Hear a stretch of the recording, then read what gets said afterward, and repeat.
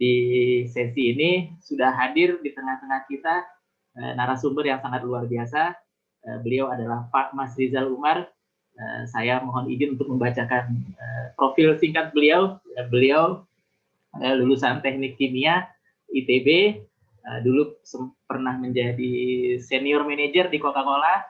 Nah, saat ini beliau menjabat sebagai Chief of Marketing Officer di Neva Digital Campus. Kemudian juga sebagai Chief Marketing Officer di PT Spirit Inti Abadi dan PT satu lagi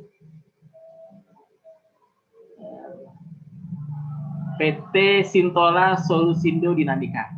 Ya. Luar biasa. Jadi beliau seorang pengusaha, tapi beliau juga adalah pakar di bidang digital literasi, digital marketing dan branding. Nah, alhamdulillah beliau sudah ada di tengah-tengah kita. Assalamualaikum Pak Mas Rizal.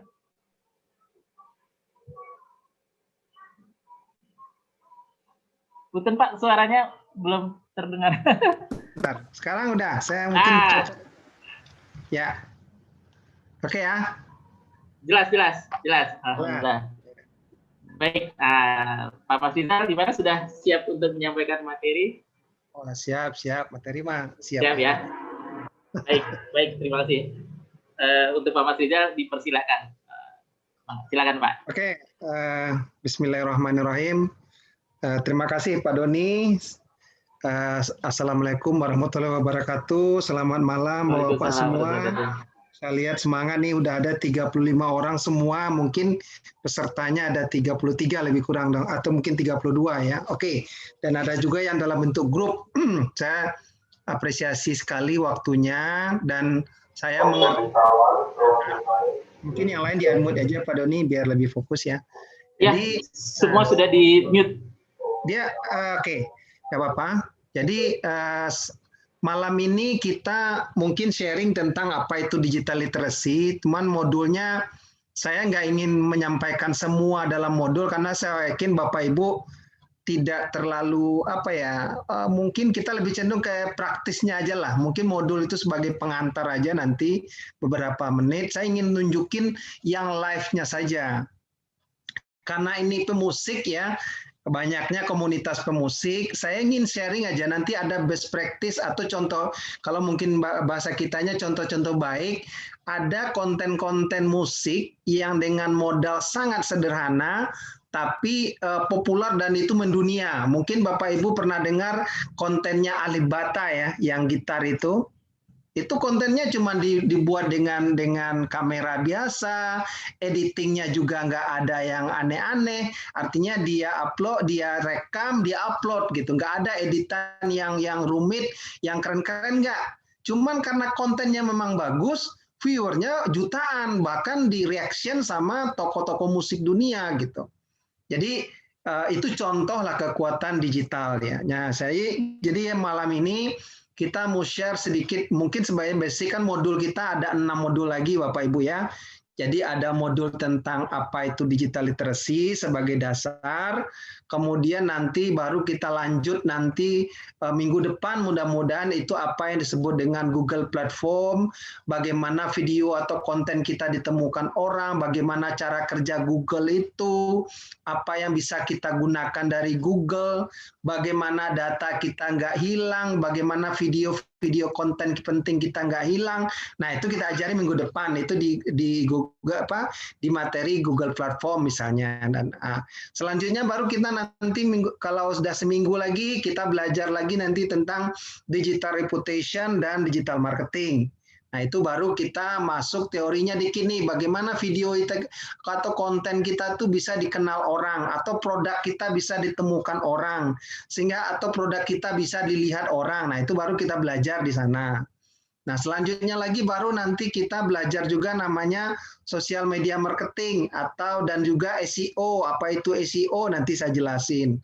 Kemudian juga minggu berikutnya lagi baru kita masuk atau belajar tentang apa yang disebut dengan marketplace ya, atau loka pasar bahasa kita, atau mungkin yang kita kenal dengan Bukalapak, Tokopedia, Shopee, dan sebagainya. Itu bagaimana caranya, nah itu kita ajarin juga. Nah kalau mungkin ada selanjutnya baru nanti saya juga menawarkan juga dengan Pak Doni kalau Bapak Ibu nanti mau menjadi reseller beberapa produk, nih sekarang lagi model juga ya. Misalnya Bapak Ibu ini kan nggak ada kegiatan. Nah kalau udah mau jualan, kita bisa aja nanti bantu pada produk yang Bapak Ibu bisa jual tanpa modal. Jadi modelnya itu reseller namanya, dan itu marginnya lumayan 20 sampai 25% tergantung produknya nanti. Tapi ya kalau ngambil lumayan lah untuk nambah penghasilan, ada yang sampai 2 juta sampai 3 juta sebulan gitu. Dan itu modalnya cuma HP doang gitu, tanpa modal ya. Jadi nggak beda dengan Bapak Ibu yang harus punya modal, beli barang juga enggak. Ini cuma menjualkan, ada produk listnya, nah, itu nanti dijualkan dapat komisi 20%. Nah, itu bisa juga nanti pas session terakhir nanti kita sebut di portfolio review dan sebagainya. Jadi itu harapan saya dengan kemarin dengan Pak Herman ya. Jadi kita malam ini akan bicarakan tentang itu. Jadi saya langsung aja minta izin slide share ya Pak Doni ya. Saya slide share aja. Siap, siap. Ya, kelihatan ya? Udah kelihatan belum? Masih proses. Ya. Saya modulnya Oke, kelihatan Pak, kelihatan. Modul entrepreneurship aja karena tadi saya tanyain Pak Doni ini pesertanya santri atau siapa nih? Ya udahlah entrepreneurship aja lah programnya gitu. Takut salah saya kan.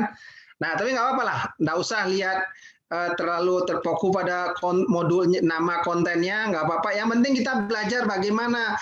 Ini memang bahasa Inggris saya susah menerjemahkannya. Kalau literasi digital mungkin kita terkena yang lagi ramai itu adalah literasi digital ya. Atau nih karena memang konten saya memang membiasakan aja konten karena memang modul ini saya pakai di banyak tempat. Ya, tapi nggak apa-apa lah. Ini semudah itu bahasa kitanya literasi digital lah. Nanti saya jelasin apa itu literasi digital dan learnability quotient itu nanti bisa mudah-mudahan dalam waktu 1 jam nih bisa saya jelasin dengan singkat. Oke. Ini profil saya tadi Pak Doni jelasin. Nah, ini saya ingin cerita sedikit.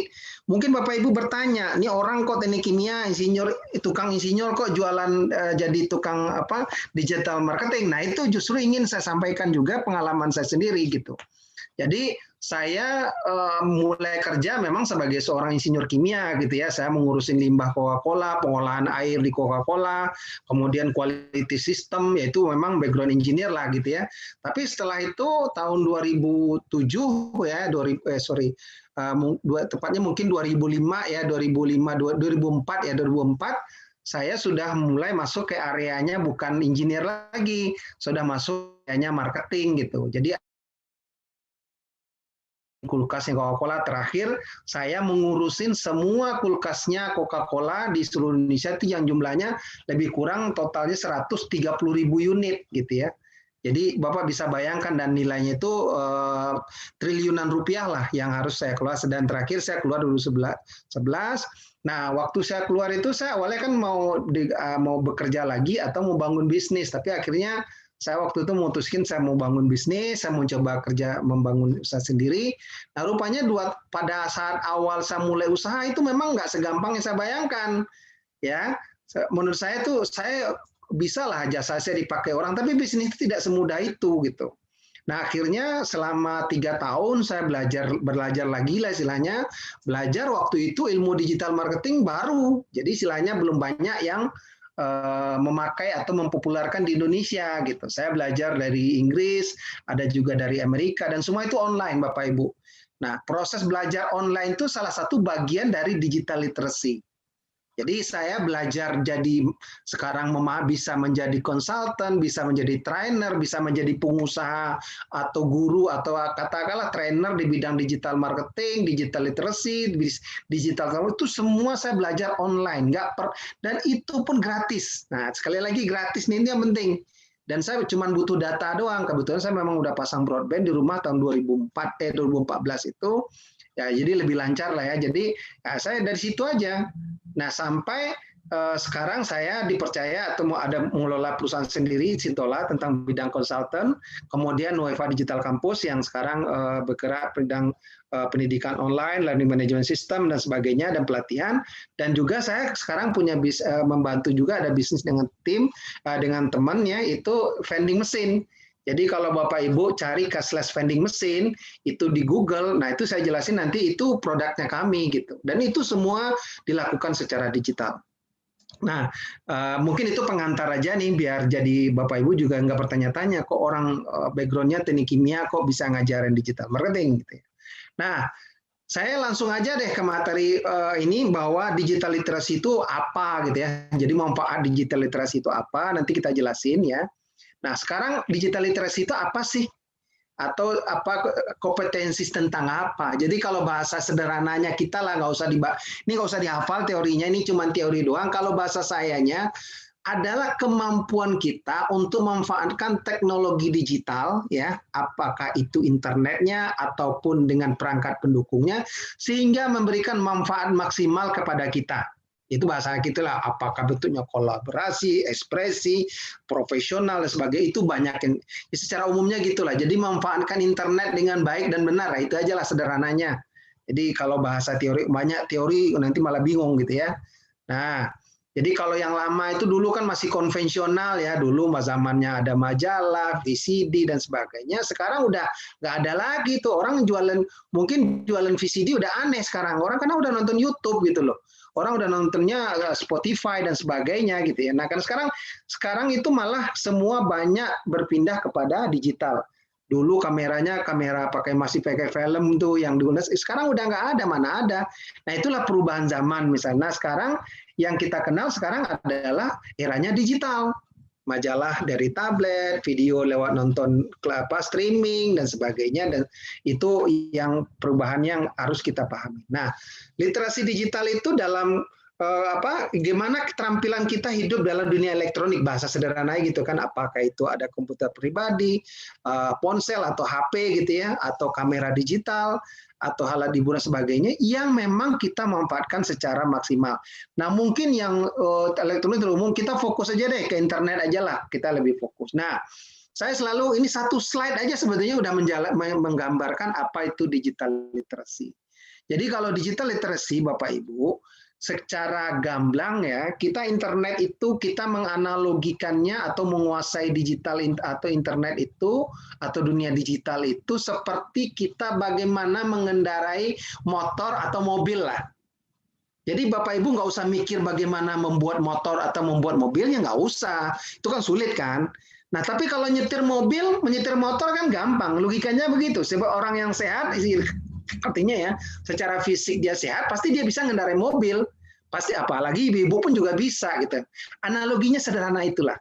Jadi Bapak Ibu nggak usah minder, Pak, saya kan nggak sekolah, saya cuma SD, cuma bisa baca aja. Wah, nggak apa-apa. Orang nggak bisa baca, orang tamat SD juga bisa jadi sopir kan, Pak? Sama kayak gitu. Selama ada kemauan, selama dia mau belajar itu bisa. Tentu sesuai dengan level skillnya, tapi paling tidak bisa lah. Ya, contohnya sekarang Bapak Ibu bisa pakai WA atau nggak ada yang ngajarin, bisa ngirim SMS, bisa ngetik WA kan? Itu kan buktinya bisa gitu. Cuman orang kita ini masalah mindset. Artinya mindset ini yang mengungkung kita untuk bisa menguasai sesuatu. Nah ini perlu saya tambah aja, ini masih motivasi ya. Jadi sebelum belajar lebih jauh, ini masalah mindset yang memang, wah Bapak kan udah tua, umur udah maaf ya, udah umur 50-an, ngapain lagi matanya udah, ngapain belajar ini. Ya itu yang orang berpikir mindsetnya udah susah. Tapi kalau orang sampai kapanpun selagi dia bisa belajar, ya belajar. Soal nanti dia bisa untuk dia sendiri bisa, atau minimal dia bisa jelasin sama anak cucunya paling tidak. Atau paling tidak dia tidak dibohongin sama anak cucunya. Nah, itu yang penting juga kali ya. Nah, jadi itulah istilahnya. Jadi apa itu nanti bagaimana menggunakan internet itu kita bisa belajar lah. Nah, secara umum digital literacy itu ada 4 pondasi utamanya lah, atau lingkaran yang perlu diperhatikan lah istilahnya. Itu yang pertama disebut dengan digital safety atau keamanan digital. Apa itu keamanan digital? Biar kita aman menggunakan internet, atau saya tadi analogikan mobil ya, bagaimana yang kita belajar adalah bagaimana nyetir mobil yang baik dan benar. Jadi biar mobilnya aman, bisa dapat manfaat dan sesuai dengan penggunaan jenis mobilnya, dan kita mematuhi rambu-rambu yang ada. Nah, analogi internet juga begitu.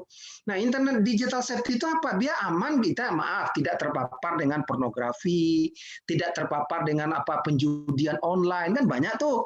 Ada juga yang masalah terorisme dan radikalisme. Nah, itu bagaimana kita terhindar dari itu? Itu ada caranya dan kita bisa belajar. Atau minimal kita tidak menjadi korban hoax, atau tidak menjadi yang melakukan atau menyebarkan hoax sehingga nanti berurusan dengan polisi dan sebagainya. Itu termasuk menurut saya itu bagian dari digital safety. Nah, yang berikutnya ada juga di sebelah kiri mungkin digital security. Kalau security itu keamanan. Jadi keamanan digital itu bagaimana kita tidak ditipu orang. Ya, bagaimana data kita tidak dicuri orang. Kalau yang punya banking, gimana m-banking kita nggak dihack orang. Kalau punya akun kita nggak dihack orang. Karena sering sekarang lagi ramai ini WA dihack orang, Pak. WA saya dihack orang, karena itu orang nipu, udah jelas. Nah, sekarang polanya yang sering itu ngehack WA itu katanya pakai kode game online dari kasir Indomaret atau Alfamart gitu. Nah, biasa, Pak, mohon maaf Pak, saya dari kasir Indomaret, ini ada kode game online salah kirim. Nah, kan gitu ya. Nah, tolong diiniin disebutin Pak berapa, kan gitu ya. Nah, kalau udah dapat ya berarti WA Bapak udah dibajak gitu ya. Tapi gampang supaya itu nggak terjadi. Kalaupun sampai kan, makanya ada yang namanya check and step verification. Itu dia di WA tuh ada 2. Jadi kalau Bapak lihat nanti di security-nya ada tuh titik bintang 3-nya, ada tuh security 2 layer atau keamanan. Jadi kita pakai password. Jadi walaupun orang dapat kode itu dia nggak akan bisa ngaktifin, Pak. Nah, itu salah satu Bapak Ibu ya, cara bagaimana kita aman di dalam dan digital. Banyak lagi macam-macam orang nipu. Polanya aneh-aneh lah, yang undian lah, yang pokoknya kalau yang biasanya penipuan itu memanfaatkan sifat kita yang rakus atau tamak lah, orang kita mau untung besar, biasanya gitu kan.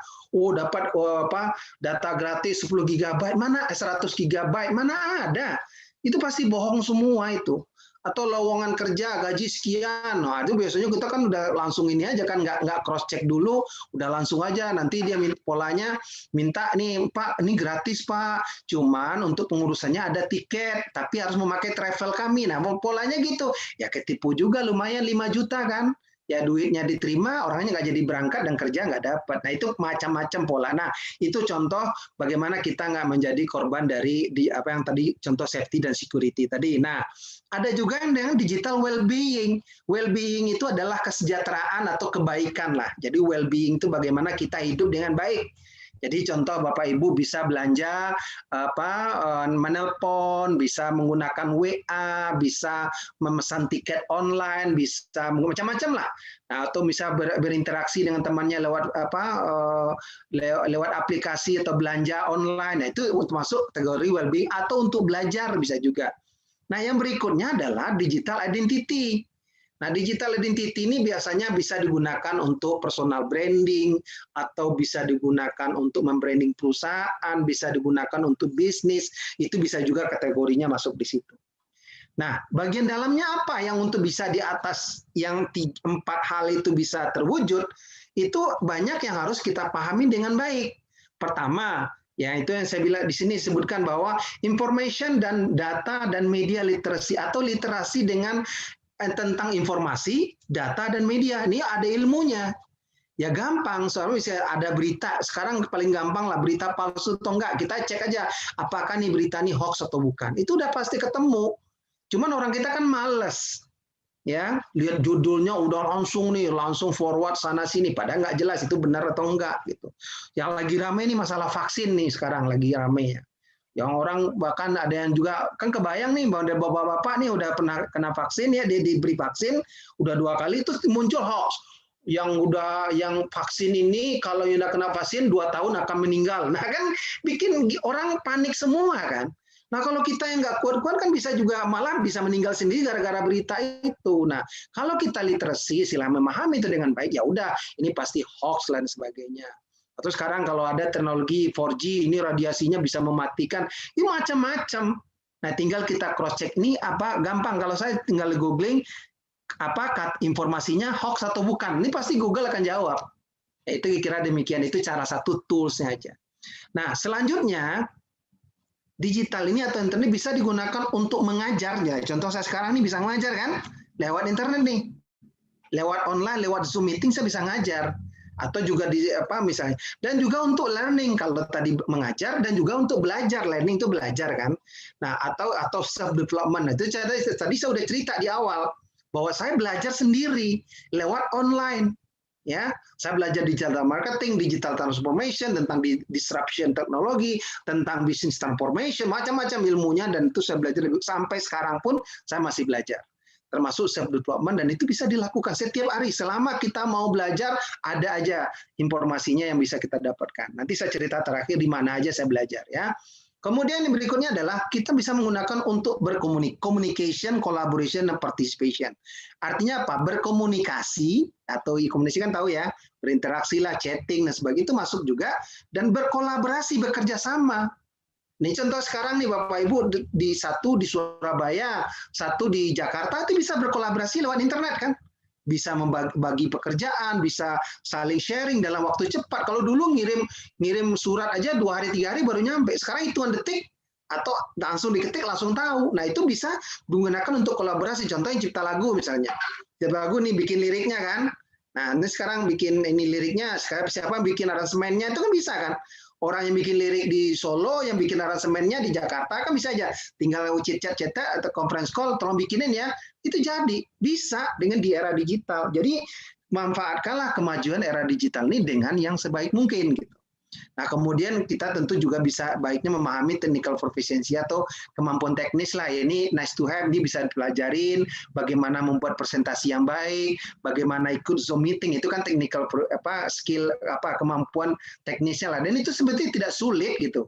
Nggak ada yang terlalu kayak, bukan rocket science lah istilahnya orang tuh, bukan suatu yang seperti itu. Ini sebenarnya bisa dipelajarin dengan, walaupun sekali lagi maaf nih, orang tidak bersekolah tinggi, tidak kuliah, cukup dia sekolah SD asal bisa baca aja ya, asal bisa baca itu paling tidak dia insya Allah itu bisa lah ya. Kemudian kita juga bisa menggunakan ini untuk bercreation, innovation, dan scholarship. Artinya apa? Kita bisa menggunakan, tadi saya bilang contoh kreasi, kita berinovasi. Ya kita bisa melihat orang lain, oh dia orang lain bisa melakukan ini, oh saya bisa pasti lebih hebat. Nah itu tujuannya itu. Jadi kalau saya menonton YouTube apapun itu atau melihat suatu konten, saya tidak hanya menonton, tapi saya belajar. Ini bisa ya, ini minimal jadi inspirasi lah. Tadi dari awal saya sudah contohin tentang Alibata tadi gitu kan. Kemarin kan komplain Pak, ini lagu kita nggak, ya memang persana lagunya bagus tuh nggak, kan itu lagi persoalannya. Nah nanti kalau bicara digital marketing kita baru bicara ceruk pasar. Apa itu ceruk pasar? Misalnya pas nanti di pelajaran digital marketing saya jelasin. Contoh ceruk pasar itu apa Pak? Contoh yang belajar, yang orang Jawa nih, kan lagu lagi rame nih, lagu modelnya Deddy Kempot misalnya kan, lagu Campur Sari misalnya. Nah itu kan ceruk pasarnya jelas nih. Ada juga yang ceruk pasar lagu Sunda misalnya. Atau mungkin lebih kecil lagi lagu Banten, saya nggak tahu benar ada, bisa aja. Nah, selama kita fokus dengan segmen itu bisa menjadi sesuatu, Bapak, Ibu. Nah, sekarang celakanya kita kan menghadang pasar yang sangat udah crowded, ya repot. Makanya siasatnya nanti strateginya kita mencari ceruk pasar yang pas. Saya kekuatan saya apa? Campur sari. Campur sarinya yang mana lagi nih? Bisa di ini ada yang Solonya, ada Jawa Timurannya, atau yang Panturanya, yang mana? Nah, Pak, itu pasarnya gede, Pak. Karena satu kabupaten, ini Bapak bayangkan ya, Provinsi Jawa Barat itu penduduknya lebih banyak dari Malaysia. Bapak bayangkan. Jadi nggak usah minder kalau Bapak jualan menciptakan lagu bahasa Sunda gitu. Itu udah seperti menjual lagunya ke negara Malaysia gitu. Plus nanti Australia, jumlah penduduknya misalnya, itu seperti itulah gambarannya. Jadi orang ini kadang jangan lupa negara kita ini negara besar. Ada juga contoh misalnya kalau saya kebetulan dari Sumatera Barat, ya itu banyak juga yang artis-artis pencipta lagu Sumatera Barat itu yang memang cukup besar juga. Bahkan lagu-lagu di Sumatera Barat itu bisa malah dipakai juga di aransemen ulang jadi lagu campur sari. Ya kan hebat juga gitu ya. Nah ini contoh lah. Jadi sekali lagi, jangan kecil hati, saya cuma memberikan masukan kepada kita, tetap optimis. Jadi kalau saya yakin, kalau kita berusaha, kita insya Allah ada rezeki. Rezeki itu sekali lagi, maaf Bapak Ibu, kita sepakat tidak harus dalam bentuk uang. Ya, rezeki kesehatan itu rezeki Pak. Kita diberikan ide yang cerah, ke relasi itu rezeki. Jangan rezeki itu atau yang kita anggap itu harus dalam bentuk uang. Ya, ini sekali lagi kita sering salah kaprah gitu. Kalau saya, insya Allah, kalau saya diberi kesehatan, bagi saya itu udah rezeki yang luar biasa, rahmat yang harus saya syukurin. Jadi, Bapak Ibu, kembali lagi bersyukur, tetap semangat, mudah-mudahan kita dalam masa pandemi ini, walaupun sekarang corona tuh lagi-lagi gila-gilanya, lagi-lagi ini tetap kita mungkin dipaksa tetap di rumah gitu ya. Ya, saya tahu ini saat-saat yang sulit ya, saya tahu, dan bukan hanya ini ya, seluruh kita merasakan nangis lah ya, sedih, tapi jangan berputus asa, itu yang penting ya. Saya tahu ini masa-masa yang sulit lah di negara kita ya, lagi-lagi nih. Nah, ini kalau digitalisasi di bidang pendidikan saya nggak akan bahas, ini referensi aja karena takut mengambil waktu. Nah, ini sebagai gambaran aja skill outlook ini lebih detail karena ini bahasa Inggris, cuma transformasi kebutuhannya ya. Jadi kalau nggak usah dibaca Pak, ini bahasa Inggrisnya. Sederhananya begini, ada perubahan skill yang dibutuhkan orang sekarang itu apa dibandingin yang sebelumnya. Jadi kalau sekarang itu dibutuhkan analita thinking yang kuat dan inovasi, kemudian creativity. Nih orang seniman nih kreativitinya nih, orang pekerja seni itu kreativitas. Kemudian desain teknologi dan programming dan seterusnya. Ini sebagai referensi aja. Artinya apa? Ini eranya orang kreatif, ya. Bahkan kalau saya lihat ada kontennya Deddy Corbuzier, sekarang orang nggak lihat lo mau sekolah S2, S3, yang lihat orang itu adalah skillnya. Walaupun dia tamat SD, tapi dia punya skill sama, bisa mengerjakan sesuatu yang bisa dikerjakan oleh S2, dia akan pakai orang SD tadi. Contoh dia bilang video editor, kan banyak video editor cuman nggak kuliah, cuma tamat SMBA, tapi kualitasnya lebih hebat dari lulusan di kafe. Di kafe itu desain komunikasi visual Pak ya. Jadi dari ITB bisa jadi dia lebih hebat dari alumni ITB misalnya. Jadi sekarang nih karena era digital ini memungkinkan itu terjadi Bapak Ibu. Kalau dulu mungkin susah ya, tapi kalau sekarang nggak aneh gitu. Jadi orang bisa jadi jago coding, jago programming, dia belajar sendiri bisa. Kalau dulu harus kuliah dulu, harus kursus dulu gitu. Kalau dulu kan sering kita dengar tuh ada kursus komputer, sekarang mana ada kursus komputer? Orang bisa belajar sendiri kok kan gitu ya. Tanpa diajarin udah jago dia komputer gitu ya. Itulah kehebatan digital. Nah, sekarang apa yang harus kita lakukan? Ini masalah hidup kita, pekerjaan kita, dan kebahagiaan kita. Makanya kita harus memahami digital. Nah, kalau bicara ininya saya singkatin aja bahwa manfaat yang adalah menghemat waktu dengan teknologi digital ini. Ya kita bisa ke bank tuh nggak perlu antri lagi, kantor pos nggak perlu lagi, belanja bisa online. Ya itu udah jelas menghemat waktu. Kemudian bisa dapat harga yang lebih murah. Sekarang kan banyak diskon, banyak marketplace, banyak online shop. Soalnya kalau kita rajin, kita bisa banding-bandingin tuh banyak program diskon dan sebagainya. Bahkan flash sales dan sebagainya, istilahnya menjual beli, kalau istilahnya kita jual flash sale itu jual beli kilat ya dalam waktu 1 jam itu laku dan harganya gila-gila. Nah kalau kita bisa memanfaatkan itu ya kita bisa mendapatkan produk yang murah, dan yang jelas kita kalau hati-hati kita bisa mendapatkan harga yang nggak seperti dulu lah. Dulu kan sering kita kan sering kemahalan lah beli barang, kalau sekarang bisa bandingin ya. Kemudian ini kalau kita literate, terus sekali lagi kita bisa terhindar dari penipuan dan berita bohong. Tadi sudah jelasin di awal, ya. Bagaimana kita tidak menjadi korban phishing. Kalau phishing itu contohnya gitu ya, kita dikirimin link atau kita buka seolah-olah misalnya punya banking ya, mobile banking atau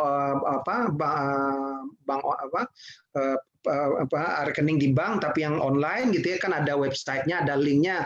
Nah kadang-kadang kita dikasih tuh link yang palsu. Nah kita nggak sadar kan, karena kita nggak sadar tahu-tahu masukin password di situ. Tapi sekarang rata-rata kalau saya lihat bank tuh udah pakai double security-nya udah 2 kali ya. Jadi orang harus verifikasi dulu ke pakai token atau nomor HP. Jadi kalau sekarang untuk banking sih udah, tapi untuk yang lain kan bisa saja.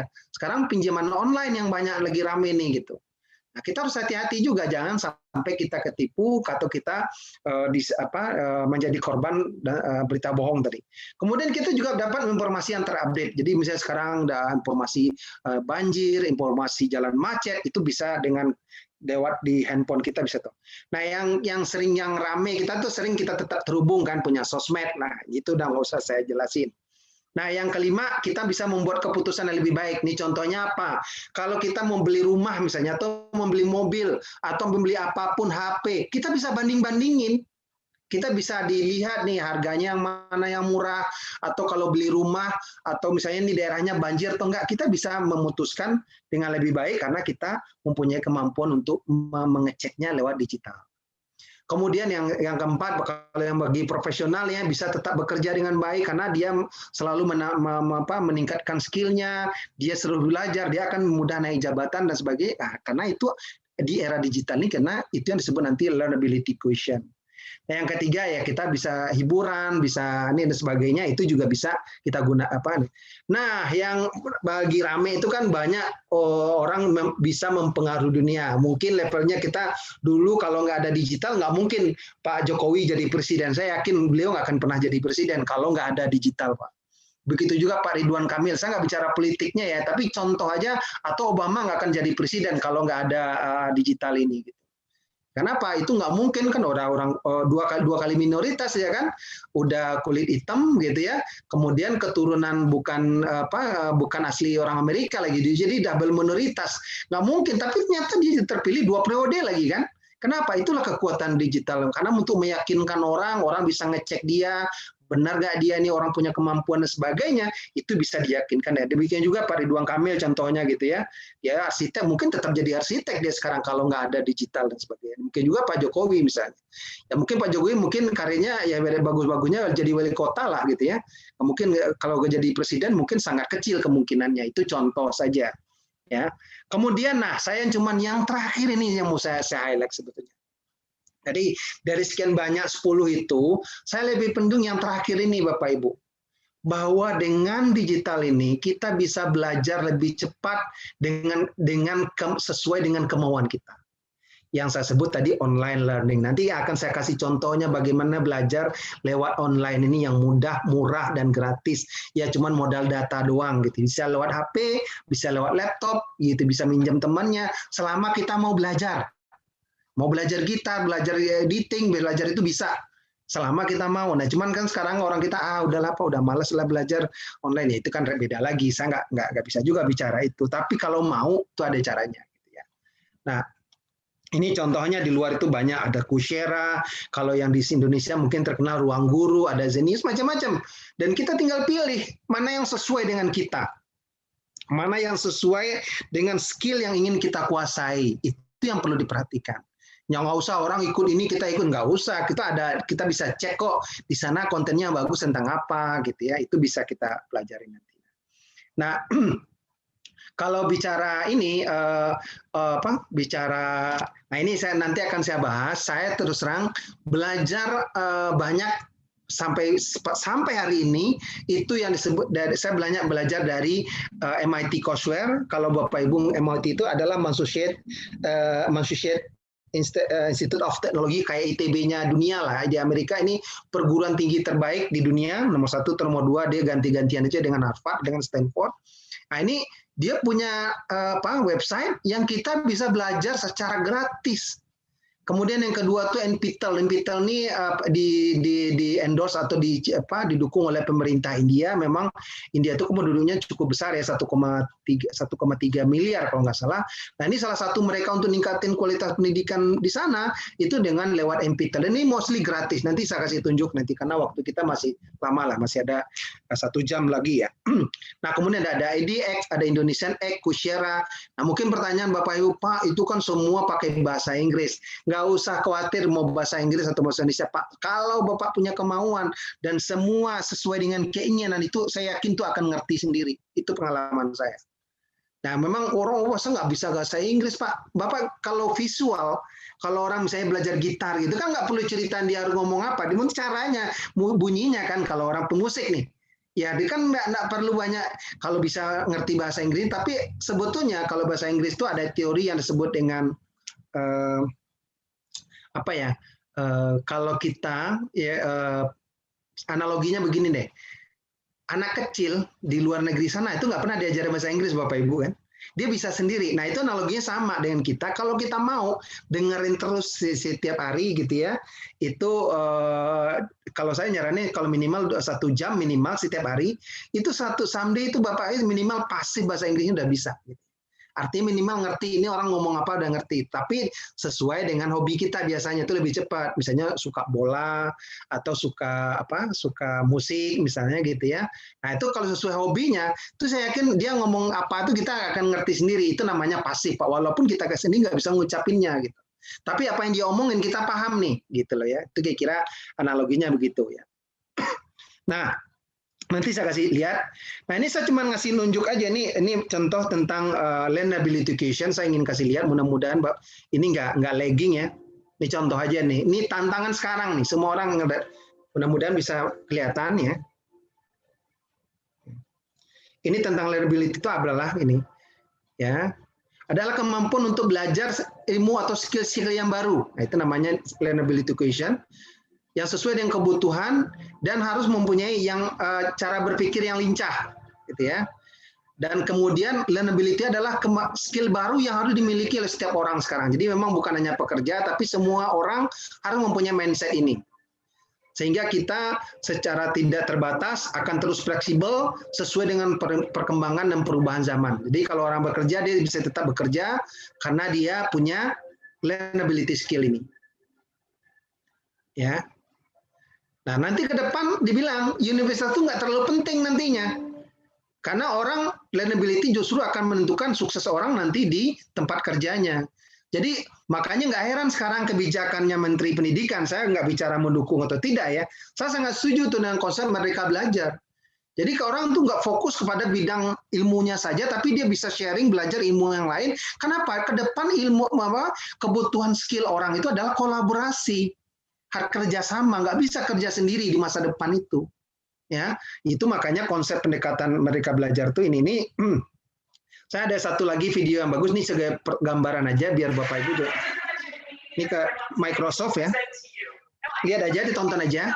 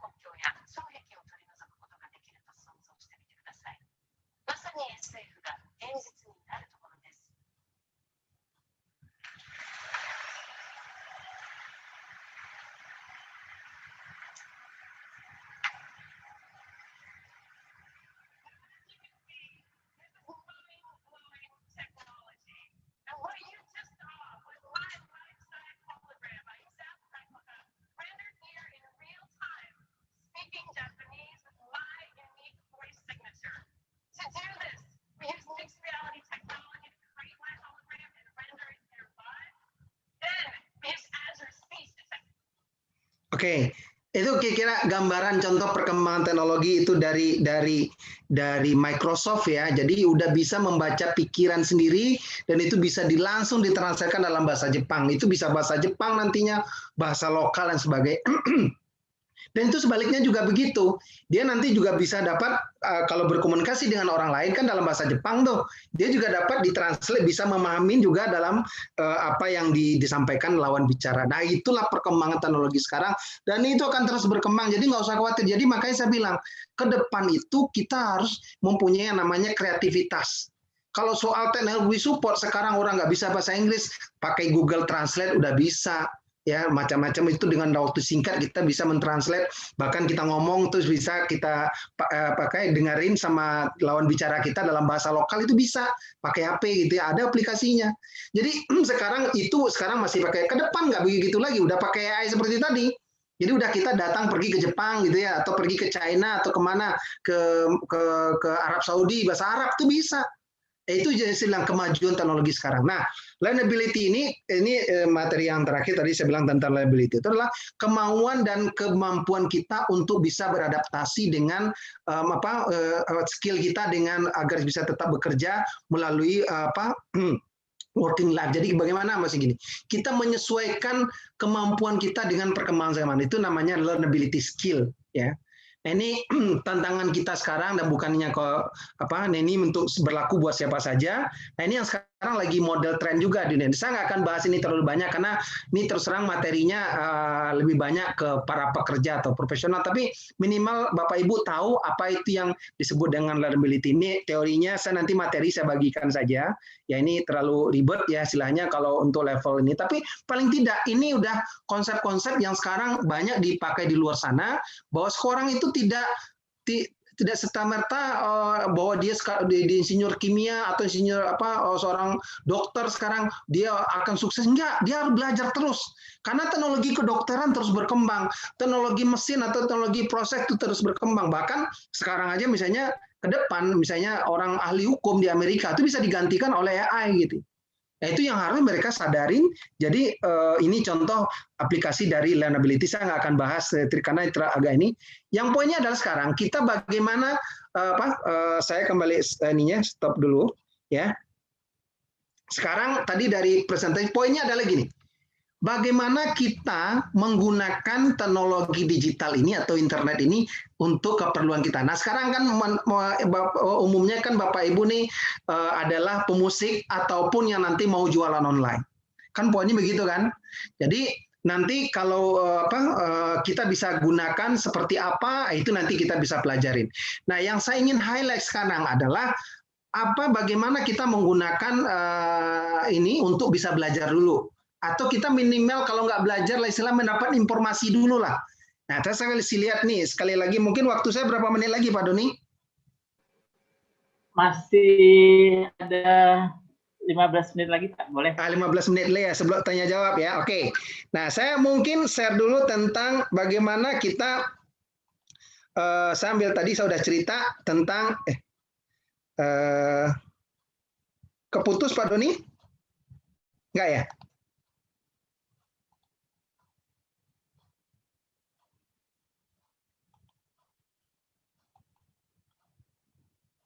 Halo, kelihatan? Pak Doni? Ya, halo. Kelihatan Pak, ini Zoom ya layarnya ini? Iya, sebentar, ntar.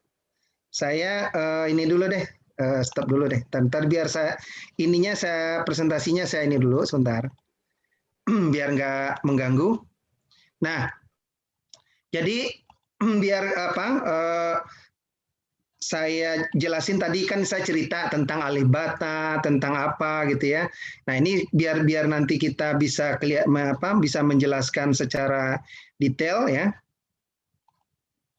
Saya ingin liatin langsung ini. Ya ini kelihatan ya Pak Doni ya. Kelihatan screen Ya, kelihatan Pak, kelihatan. Nah sekarang kita langsung ingin lihat tadi yang saya cerita Alibata lah. Ya, jadi kalau ini kan bicara musik terutama karena saya tahu ingin memberi inspirasi yang kalau belum tahu tapi rata-rata kalau orang pemusik nih udah tahu lah Alibata ya. Alibata. Fingerstyle. Nah, ini Coba lihat, nih Alibata ini setahu saya orangnya agak aneh memang. Dia nggak mau bayangkan itu followernya, subscribernya udah hampir 5 juta nih, ya. Ini saya ada berapa akun yang akun saya ini nggak subscribe, tapi akun saya yang lain saya subscribe. Oke, saya tambahin, saya subscribe deh. Nah ini coba Bapak lihat, ini lagunya Kangen, ya. 3,7 juta nih yang view gitu ya. Nah, Bapak Ibu bisa lihat, ini dia cuman gitar biasa, ya. Dia cuman skillnya adalah di fingerstyle-nya. Jadi ya kan cuman dia bikin konten ini sangat simpel ya. Direkam kalau dari ceritanya dia pakai kamera HP biasa. Kalau sekarang kan HP udah canggih-canggih tuh, kameranya udah keren-keren tuh resolusinya. Ini cuman gini doang ya. Nggak ada nggak ada, coba aja Lin, nggak ada editing yang aneh-aneh gitu ya. Cuman Bapak Ibu bisa lihat itu yang view-nya jutaan, 3,7 juta. Jadi kalau secara penghasilannya dia itu, ini lumayan 40 jutaan nih. Setahu saya udah dimonetize ya. Ini kalau di ini ya, udah hampir 40 juta nih satu bulan penghasilnya dia.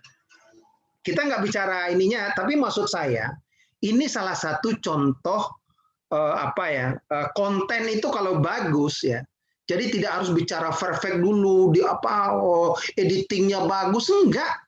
Kalau memang kontennya bagus, misalnya lagunya bagus, misalnya kalau Bapak Ibu kan keunggulannya apa nih? Apakah di liriknya, atau di musiknya, atau filosofi lagunya? Kalau filosofi kan kayak Ebit GAD gitu kan, maknanya bagus gitu ya. Itu kan tetap ada penggemarnya sampai sekarang gitu. Atau mungkin musiknya khas apa gitu, itu bisa juga. Nah, tinggal kita membuat uniqueness-nya. Nanti kita bicara lah tentang digital marketing. Cuman saya sekarang ingin belajar contoh bagaimana untuk belajar secara online. Nah, tadi saya udah cerita contoh saya belajar tentang Simply Learn. Tadi saya udah kasih lihat ya, Simply Learn. Nah, ini saya belajar sebanyak nih. Kalau saya belajar tentang digital marketing, ini saya banyak belajar di sini ya. Nah, Simply Learn ini salah satu ini YouTube-nya.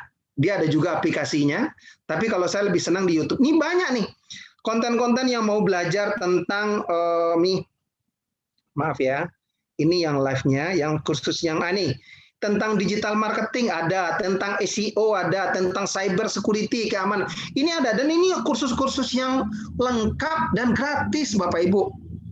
Jadi kalau Bapak ini tentang digital marketing, ini materinya 10 jam. Ini udah belajar tuh konsep dalam digital marketing apa, SEO apa, nanti sosial media marketing. Ini udah dijelasin. Nah, tinggal sekarang Bapak Ibu mau nonton atau tidak, kan itu mau belajar atau tidak kan gitu ya. Memang sekali lagi ini kan bahasa Inggris ya, ini digital marketing ya. Ada ini tentang dia penjelasan macam-macam, ini dijelasin di sini ya. Apa aja itu konten dan sebagainya. Ya, saya nggak akan bahas ini, contoh saja Bapak Ibu. Jadi kalau Bapak Ibu mau belajar, jadi jangan YouTube itu jangan hanya untuk nonton lagu aja atau nonton film atau yang nggak penting, ya maaf aja bukan nggak penting ya, yang hiburan semua, tapi kalau bisa gunakan juga untuk yang belajar. Jadi waktunya dibagi-bagi lah sesuai dengan kemauan kita. Ini contoh tadi Simply Learn ya. Ada juga yang tadi saya bilang MIT ini ada YouTube-nya juga, MIT Courseware. Nah, saya suka nih karena memang kalau ini cenderung lebih banyak orang yang teknologi, yang ini juga 3 jutaan subscribernya. Ya.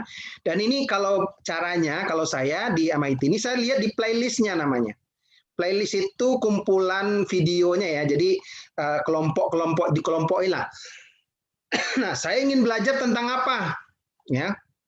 Kebetulan ini kan bicara teknologi, banyaknya ada juga yang tentang ekonomi dan sebagainya. Tapi misalnya saya ingin belajar tentang makroekonomi lah misalnya.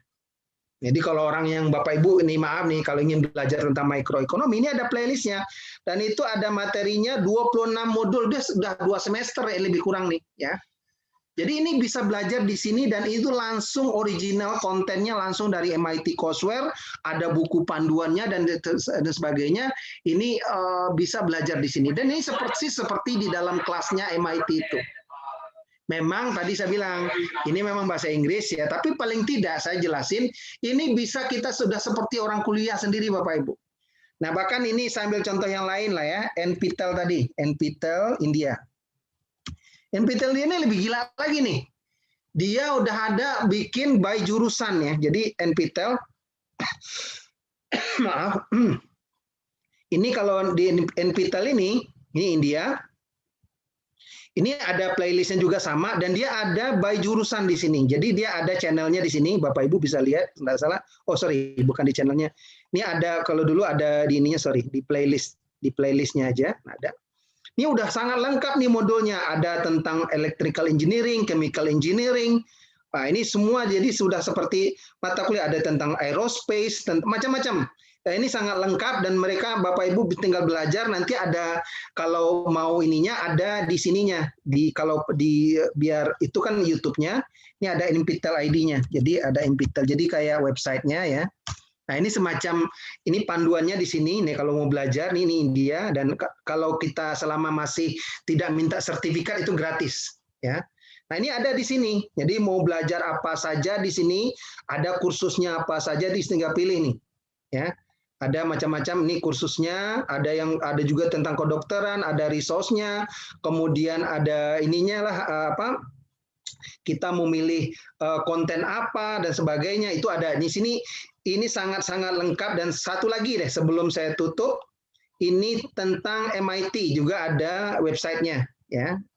Coursera juga nanti karena saya nggak punya waktu, kita terbatas ya, kita ambil contoh aja MIT Coursera ya, sama ini salah ketik pun dia tetap ketemu. Nah, ini saya suka menjelaskan MIT ini karena bagi saya pengalaman saya banyak belajar di sini ya.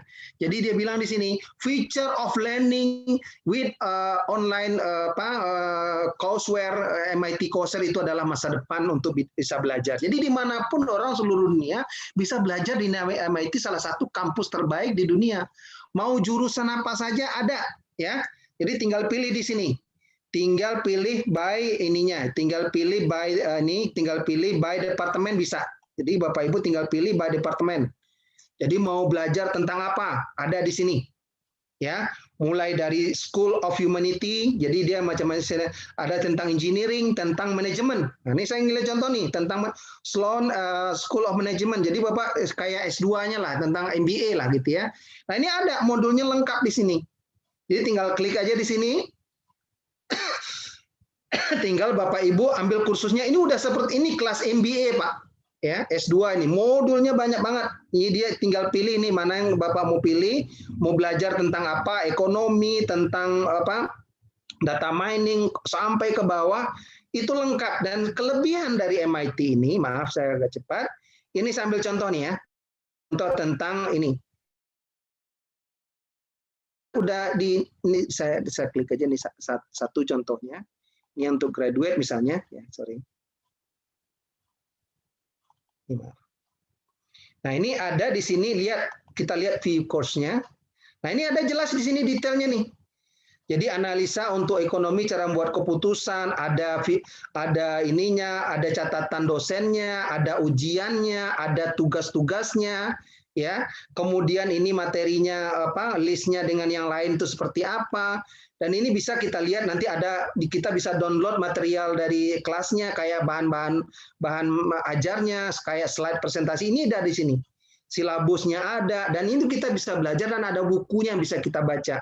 Jadi kalau Bapak Ibu mau belajar secara ya maaf nih kalau yang mau belajar ya, nah ini terutama yang masih muda-muda mungkin yang semangat ininya, itu bisa belajar di sini. Dan saya sendiri banyak belajar ilmu manajemen dari MIT Coursera. Saya belajar ilmu ekonomi, makroekonomi, ya minimal kita nggak dibodoh-bodohin orang lah ya. Jadi bicara ekonomi makro itu apa, pertumbuhan ekonomi apa. Jadi saya terserah aja nggak tahu ya, karena di luar negeri itu dia mengajarin dengan terstruktur sehingga saya lebih mudah mengerti gitu. Ini sebagai gambaran aja dari saya pikir cukup ya sebagai ini karena materi kita. Jadi saya sekali lagi gini, tadi materi nanti saya bagikan di kolom chat, Bapak Ibu bisa download ya. Saya sekarang akan jawab pertanyaan dari Bapak Ibu. Mudah-mudahan apa yang nanti saya sampaikan, saya yakin tidak mudah untuk dipahamin, tapi paling tidak saya ibaratnya membuka ya wawasan lah. Membuka insight atau bahwa kita tuh bisa kalau mau, kan itu poinnya. Nah ini kalau materi nanti saya akan bagikan di kolom chat ya, silakan nanti di-download. Nanti materinya saya akan tambahkan ke sini. Saya akan bagikan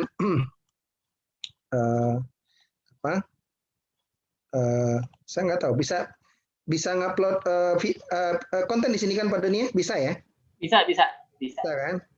Kalau enggak nanti WA grupnya ada nggak? Kalau ada nanti bisa lewat WA grup juga gitu ya. Nanti gampang lah saya kirim, atau nanti saya kirim ke Pak Doni. Nanti paling tidak saja nanti saya coba kirim materinya di ini sini apa di kok nggak bisa? Biasanya ada tanda button uploadnya. Oke, kita jawab dulu pertanyaan Pak Doni sebelum kita session selesai nanti akan saya share di kolom chat. Ada pertanyaan? Baik, nah, ini alhamdulillah sudah ada 2 pertanyaan nih Pak. Apa itu? Yang pertama dari Pak Maulana nih dari Duta Bogor. Ya. Nah, beliau bertanya, dalam mengoperasikan sistem digital seperti ini, bagaimana kelebihan dan kekurangannya? Nah, terima kasih atas jawabannya. Sistem digital maksudnya bagaimana nih? Jadi biar jelas nih, sistem digital itu kan gini Pak, sistem digital itu sangat luas. Kita bisa gunakan, kita nanti pilah-pilah. Digital untuk kita berjualan, kita untuk membuat konten, digital kita membuat aplikasi itu banyak sekali. Nah sekarang analogi saya bisa simpulkan mungkin karena nggak interaktif ya, kita bicara online aja lah dulu.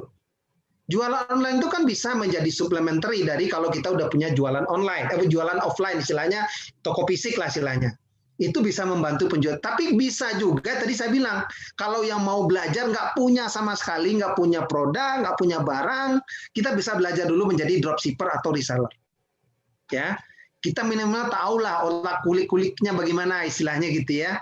Nah kalau kita udah paham, kita bisa bikin produk sendiri atau mencari produk sendiri dan kita jual sendiri. Biar untungnya lebih besar kan orang kan kalau bicara bisnis, kalau marginnya mau lebih gede kan biasanya harus produk sendiri kan gitu logikanya kan. Nah tapi kalau saya pikir kalau 20% jadi reseller saya pikir udah lebih dari cukup. Kenapa? Kita nggak butuh modal gitu ya. Kira-kira gitu jawabannya Pak Doni. Kalau bicara penerapannya, bicara transformasi digital, ini adalah keniscayaan. Artinya mau tidak mau harus dilakukan. Kenapa? Contoh aja, kantor camat sekarang urus sudah pakai online banyak kan? Bahkan kalau Bapak Ibu lihat di mana nih di Kota Sumedang, Kabupaten Sumedang, itu sudah luar biasa. Bahkan dia udah punya sakip desa. Jadi pelayanannya itu udah lewat online semua. Jadi kalau ngurus KTP, ngurus KK itu udah lewat HP semua Bapak Ibu. Itu tergantung kita. Karena tujuannya digital itu adalah memudahkan. Nah, kalau kita gunakan untuk keperluan seperti itu tadi justru sangat membantu kita. Orang kalau di Sumedang cerita bupatinya kemarin dan dia menjadi kabupaten terbaik dalam e-government itu cukup rekam iktp, nggak perlu datang lagi Pak, langsung dikirim sama pos ke rumahnya. Kalau kita nggak, saya di Bekasi nih, anak saya bikin KTP, udah 3 kali bolak-balik ke kantor camat belum beres-beres juga. Padahal PBD Bekasi itu jauh lebih besar dari Sumedang. Cuman itu tadi, pemimpinnya nggak siap melakukan transformasi digital. Sehingga kita sebagai warga dirugikan. Nah itu saya contoh lah kalau kita bicara digital itu. Jadi digital itu sangat luas Pak. Tergantung mau sektor mana. Mau di pribadi, mau personal branding. Bapak Ibu sekarang model saya atau Pak Doni lah. Saya sekarang dicari orang misalnya jadi narasumber itu dari online banyak ditemukan saya lewat online aja. Karena orang kalau mencari digital branding itu ketemu saya Bapak Ibu. Nah ini saya kasih lihat contoh nih ya. Nah ini biar Bapak Ibu semangat lah belajar. Nih satu lagi Pak Doni biar Bapak Ibunya semangat ya. Saya ambil contoh nih kekuatan di internet. Nah jadi ya sebelum jawaban yang lain nih. Nah ini orang Bapak Ibu ya. Saya ambil contoh nih, kalau orang mencari Mas Rizal, ya contoh nih Bapak Ibu kan Mas Rizal Umar tinggal ketik nih. Ini ketemu saya kan. Nih siapa saya itu ketemu di sini Bapak Ibu. Ya. Saya tuh kerjaannya apa, terus apa yang saya posting, apa yang saya kerjakan, itu insya Allah dari halaman 1 sampai halaman 4 atau halaman 5, itu isinya Mas Rizal Umar semua. Ya. Silakan nih Mas Rizal Academy, itu saya juga digital marketing. Ini masih masa ini halaman kelima nih. Ya, itu apa? Kenapa? Saya udah punya digital reputation. Ya, nih Mas Rizal Umar nih saya, itu orang Bapak tinggal klik aja, benar nggak Mas Rizalnya saya gitu. Nah, ini yang saya bilang ini kelebihannya gitu. Nah, kalau orang mencari saya yang berkaitan sering saya ditemukan orang itu lewat digital branding training misalnya. Orang ketik digital branding training kan nggak ngetik nama saya Bapak Ibu. Ya nggak ngetik Mas Rizal Umar. Cuman kalau orang ketik itu ketemunya ya ini iklan orang berbayar nih. Maaf ini orang untuk dapat nih. Saya yang gratis nih coba Digital Academy ini saya. Nih coba lihat ya. Kemudian digital branding training nih saya PT Sintola Mas Rizal kan. Kemudian ada juga orang lain. Tapi paling tidak di halaman Google tuh saya ada satu, ini saya juga nih Mas Rizal kan. Artinya apa? Orang cuma ngetik ini, cuman ketemu saya, ini juga saya, ini nomor HP saya nih. Ya, Bekasi ini rumah saya. Ya. Itulah kekuatan digital Bapak Ibu. Atau mungkin saya, karena saya jualan, tadi kan saya jualan vending mesin. Orang nyari cashless vending mesin. Tadi kan ingin nunjukin kekuatan digital ya. Cashless vending mesin Indonesia. Ini katakanlah Bandung. Orang cari cashless vending mesin di Bandung. Cuman orang dimanapun di Indonesia cari cashless vending pasti ketemu produk saya Bapak Ibu. Ini saya PT Spirit Inti Abadi, ini ketemu paling 1-2 produk orang lain. Orang nyari di Surabaya, nyari cashless spending di Surabaya. Ya, kan nggak tahu saya di Surabaya tuh, orang nyari di Surabaya kan, cari Surabaya. Itu ketemu produk saya juga nih, cashless spending PT Spirit Inti Abadi, ini PT Spirit Inti Abadi, itu juga ya. Coba Bapak Ibu lihat. Sama, saya juga ada pernah memberi daging ya. Distributor daging Horeca. Ini karena segmennya Horeca nih, distributor daging Horeca. Namanya PT Indomiata Utama. Satu halaman itu produk saya semua. Jadi orang cuma nyari distributor daging Horeca Bapak Ibu, tapi ketemu daging yang saya jual. Nah, itulah contoh dari kekuatan digital marketing. Nah, kalau Bapak Ibu belajar juga bisa begitu. Pencipta lagu, misalnya pencipta lagu Jawa di mana, atau mungkin kemarin studio musik di mana tuh di Tangerang Selatan. Itu kenapa kalau orang cari studio musik ketemu tempat Bapak punya studio, itu gimana caranya? Itu ada ilmunya Bapak Ibu. Kira-kira gitu ya. Ada lagi pertanyaan lain Pak Doni? Saya enggak. Ada dari Agustana ini. Bagaimana cara menyikapi nasib pencipta lagu yang tidak mendapatkan apa-apa, padahal karyanya dibawakan oleh Alif Bata? Mohon pencerahannya nih Pak. Nah ini yang menurut saya ini kemampuan kembali masalah digital literacy. Nah kenapa? Karena karya Bapak dibawakan oleh Alif Bata, kan lucu gitu ya. Lalu bukan hanya Alibata lah, yang lain pasti banyak lah. Saya nggak ingin bicara apa aja. Karena ini sesuatu menurut saya yang harus diperjuangkan. Tadi kemarin Pak Herman ini sesuatu yang harus dibenahin. Itulah gunanya organisasi. Karena setahu saya sekarang kan udah ada perlindungan undang-undang tentang perlindungan hak cipta kan. Nah itu tolong dengan organisasi, justru dengan organisasi ini kita bisa ngurusnya Bapak Ibu. Itu bisa diurus harusnya. Ya, dan itulah memang tidak mudah ya, tapi menurut saya secara undang-undang, secara negara ini udah peduli gitu loh.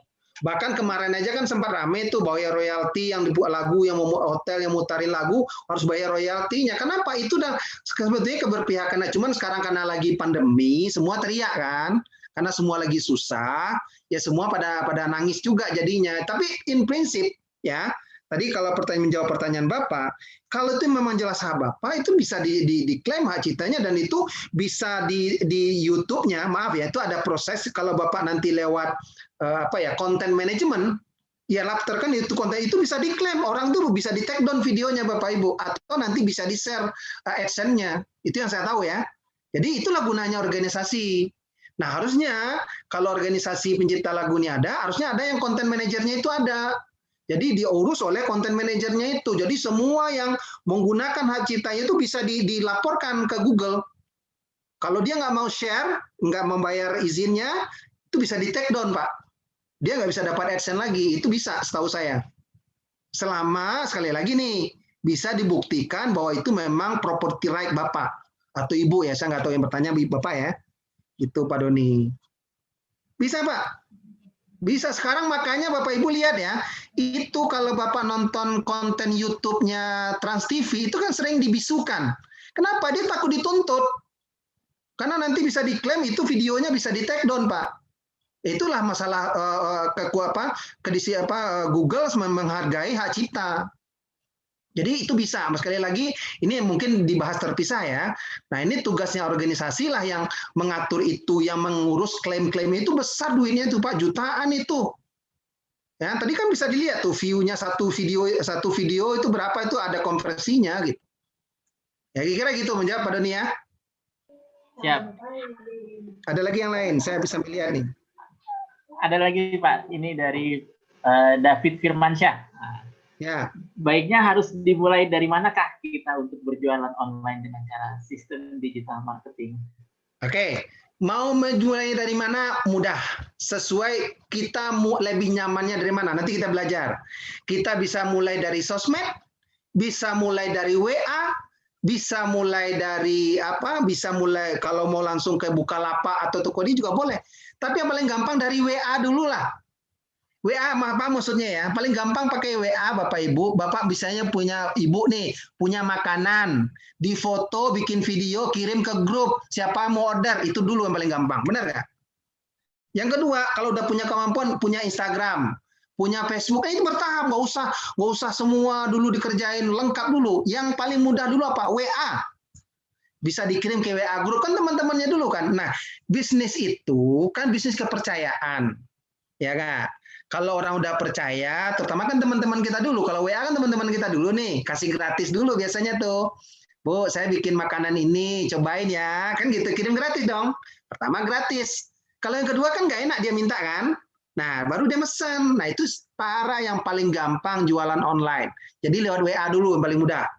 Ya, yang kedua nanti baru belajar bagaimana Facebook, bagaimana Instagram, bagaimana marketplace, atau mau lebih keren pakai online shop, macam-macam itu ke depan lebih advance. Tapi mulai dulu yang paling gampang lewat WA.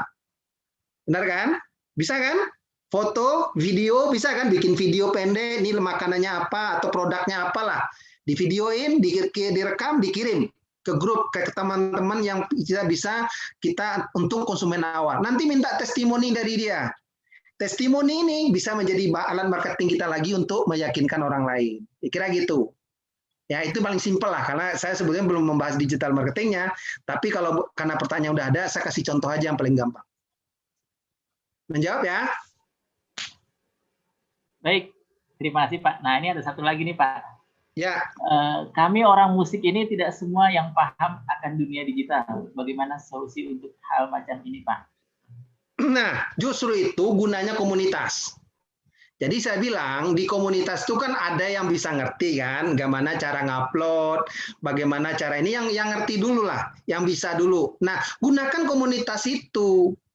Nah kan nanti bisa tuh, misalnya Bapak Ibu nih udah bikin ada konten cipta lagu mau dibikinin YouTube-nya nih. Kayak Alibata tadi aja lah, nggak usah yang perfect dulu lah. Minimal tes pasar dulu, orang suka nggak lagu saya, kan gitu kan. Justru uniqueness itu yang disukai orang, Bapak Ibu. Justru kalau udah dipoles-poles, orang malah nggak suka. Tapi yang unik, ah ini lagu saya apa adanya langsung dengan main musik, apakah gitar, apakah keyboard, saya nggak tahu atau gimana. Tapi ya jangan asal-asalan juga, minimal kan enak juga didengar orang, jangan jempreng juga lah gitu ya. Tapi paling tidak model Alibata tadi saya cerita, mungkin di ruangan yang cukup sunyi, ya tapping pada record pada saat jam orang nggak, jangan sampai anaknya lagi nangis tapping ya kan nggak fair juga gitu ya. Itu teman-teman yang musik udah tahu lah. Nah itu dulu gampang, nanti maikin di YouTube, nanti di share linknya di WA atau di Facebook. Nanti paling tidak orang kan kalau nanti di tagin sama artis yang mungkin kira bisa di tagin kan, Instagram di tagin itu ada caranya kan. Nah minimal orang tahu nih. Nah kalau itu dia lihat kontennya bagus, berarti dihubungin nanti otomatis orang akan endorse, akan rekomen ini bagus nih kontennya. Kira itu aja dari saya. Jadi nggak usah maksain belajar sendiri dulu Bapak Ibu. Kalau bisa itulah gunanya komunitas tadi. Saya yakin lah anak pasti ada anak-anak muda yang anak milenial, anak-anak SMA bisa lah bikin YouTube itu nggak sulit gitu. Ya. Gampang banget kalau YouTube nggak apa-apa dari HP coba bikin buka YouTube nanti upload bisa tes saja. Jangan ragu-ragu Pak mencoba. Jadi digital itu kuncinya, jangan malu. Jadi kalau nggak usah perfect dulu, upload aja video kayak kucing gitu ya. Upload video kucing di channel YouTube-nya. Kayak apa hasilnya? Udah, gampang kan? Nanti baru saya besok nanti saya ajarin bagaimana kalau ada waktu saya ajarin bagaimana membuat channel YouTube yang bagus seperti saya tadi misalnya biar keren, ini link kemana, biar kelihatan profesional, ada playlistnya. Nah itu ada cara. Tapi paling tidak banyak saya lihat kok orang konten-konten bikin konten itu nggak channel YouTube-nya asal-asalan, tapi karena kontennya bagus banyak juga yang nonton gitu. Ya kira-kira gitu ya Pak Doni ya. Siap Pak Mas Rizal. Ada lagi? Ada lagi nih Pak dari Ibu Indah mungkin ya, Ibu Indah Ligar ini. Bagaimana cara mengambil video yang sudah diupload sendiri setelah beberapa tahun ada di channel orang lain? Nah, itu bisa diklaimin. Jadi makanya saya bilang, bicara hak cipta itu ada undang-undangnya. Selama Bapak bisa buktikan itu undang-undang memang itu hak ciptanya Bapak, Bapak bisa klaim. Itu bisa di take down videonya, bisa di report itu hak cipta saya. Selama bisa dibuktikan, kan itu ya. Itu yang jadi persoalan. Bapak bisa buktikan enggak itu hak ciptanya Bapak? Dari mana caranya? Nah, itu teman-teman pencipta lagu udah tahu kan gimana cara melindungi hak ciptanya. Gitu. Kira-kira gitu Pak Doni. Bisa. Justru banyak yang sekarang orang ketakutan tuh. Bahkan sekarang artis-artis yang cover itu minta izin dulu sekarang, nggak berani dia sembarangan sekarang. Karena kalau dia macam-macam bisa di take down sama Google-nya, YouTube-nya. Ya. Justru sekarang dilindungin Bapak Ibu. Ya, kalau dulu mungkin awal-awal karena awal-awal ya. Tapi sekarang kan orang banyak protes seperti Bapak Ibu tadi, tiba-tiba udah diambil orang lagunya. Itu bisa dilindungin sama ini selama bisa dibuktikan. Memang Bapak yang punya gitu. Oke, ada lagi? Ini ada lagi. Kalau jual barang elektronik, apa kita harus kasih gratis? Ya enggak lah, kalau barang gratis. Kalau barang elektronik ya enggak lah. Tadi saya kasih gratis itu makanan. Ya masa kasih gratis HP ya bangkrut? Enggak, tadi saya kasih contoh makanan ya Bapak Ibu. Kan ada sampling lah, ada tes ini dulu. Nah kalau barang elektronik ya enggak. Itu ada caranya. Baru itu strateginya udah reseller, dropshipper. Itu nggak perlu dikasih gratis. Jadi makanya saya bilang strategi menjual produk itu macam-macam. Saya jualan vending mesin kan beda dengan jualan HP gitu ya. Sama-sama barang elektronik. Nah itu baru kita masuk itu udah konten strategi ya. Namanya road to market kalau istilahnya marketing. Jadi bagaimana kita ke pasar itu. Apakah lewat distributor, lewat keagenan, atau kita yang langsung, atau lewat online. Online itu juga macam-macam, marketplace kita punya sendiri. Nah, nanti saya jelasin waktu belajar digital marketing. Kira gitu ya, biar nggak ini terlalu advance nih pertanyaannya, karena ini kan kita baru sesi pertama ya. Oke, good. Bagaimana cara mengambil video yang sudah diupload sendiri? Sudah berapa tahun tidak ada di channel. Oh ini kan kalau tadi sudah jawab ya. Kalau udah diambil itu bisa dilaporin Pak, laporin atau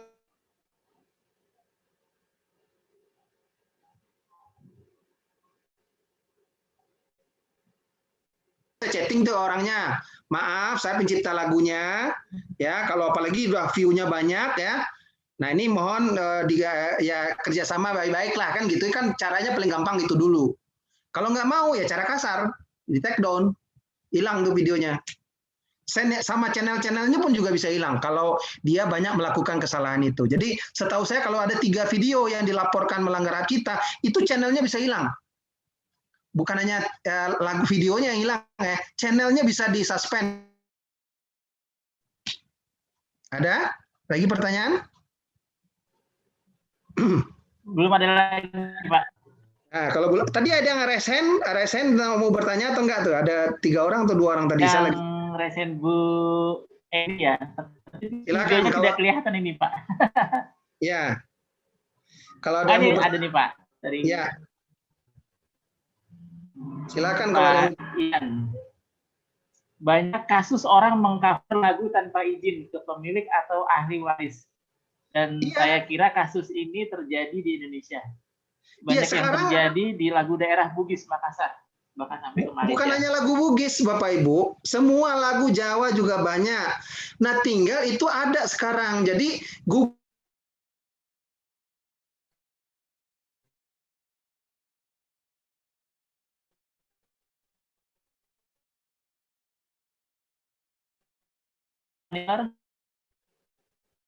suaranya putus.